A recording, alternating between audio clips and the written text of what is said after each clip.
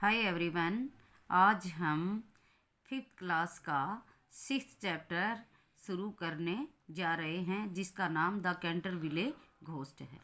वहन mister Hiram B Otis the American minister bought Canterville chase. जब अमेरिकी मंत्री श्री हिराम बी ओटिस ने कैंटरविले खरीदा, एवरीवन टोल्ड हिम, हर किसी ने उसे बताया, that he was doing a very foolish thing, कि वह एक बहुत ही मूर्खतापूर्ण कार्य कर रहा है।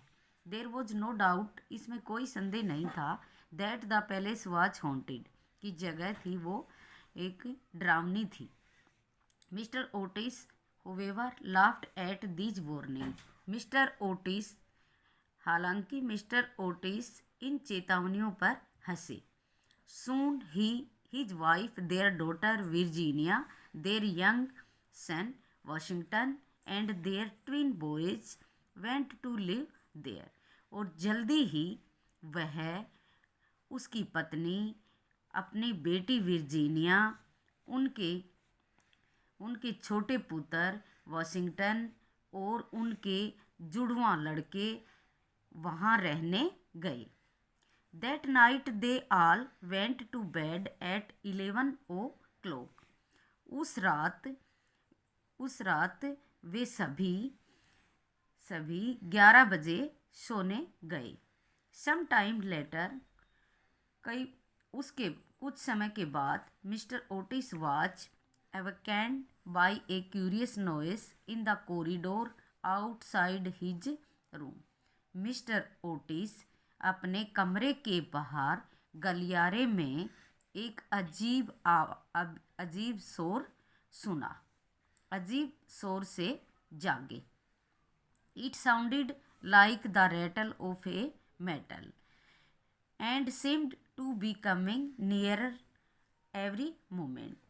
और यह आवाज़ एक धातु के खनकने की तरह थी और ऐसा प्रतीत हो रहा था कि वह प्रत्येक क्षण नज़दीक आती सुनाई दे रही थी।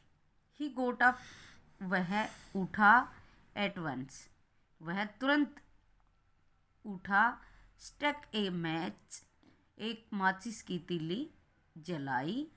And looked at the time, समय की ओर देखा। इट वॉज एग्जैक्टली 1 o'clock, ठीक 1 बजा था।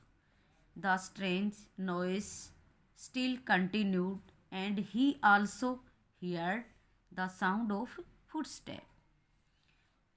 अजीब शोर अभी भी आ रहा था और उसने कदमों की आवाज़ भी सुनी। He put on his shoes, उसने अपने जूते पहने। टूक ए स्मॉल बोतल आउट ऑफ हिज केस, अपनी अलमारी से एक छोटी बोतल बाहर ली।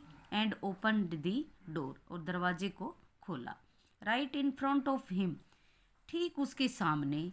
ही सा in the pale moon light A terrible, उसने पीली चंद्रमा की रोशनी में एक भयानक ओल्ड मैन, बूढ़े आदमी को देखा।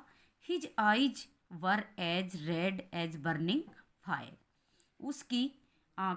उसकी आंखें एक जलती हुई आग के समान लाल थी।